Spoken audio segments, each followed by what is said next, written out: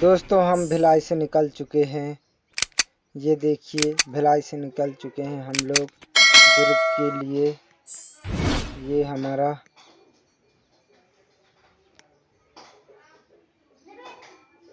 दोस्तों ये देखिए ये रूट है, यहाँ से हम लोग जाएंगे दुर्ग के लिए। ये पहुंच गए सरगम म्यूजिक स्टूडियो, जहां सामान पूरा स्टूडियो का मिलता है। दोस्तों जो संगीत में लगता है वही सारा सामान है। दोस्तों हम लोग यहाँ पहुँच चुके हैं और यहाँ स्टैंड लेने के लिए आए हैं। जो बैंजो बजाने के लिए स्टैंड चाहिए है वो हम जबलपुर से यहाँ भिलाई छत्तीसगढ़ पर आए हैं। दोस्तों देख लीजिए यहाँ बहुत सस्ता सामान मिलता है। यहाँ तबला रखे हुए हैं। दोस्तों ये हैं, यहाँ पे तबले का भी काम होता है, यहीं पे बनाया जाता है।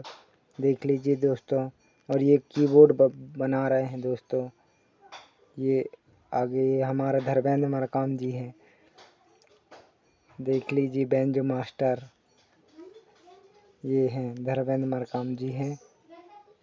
और ये रामा मरकाम जी हैं। दोस्तों आप देख सकते हैं हम लोग बहुत दूर आ चुके हैं दोस्तों।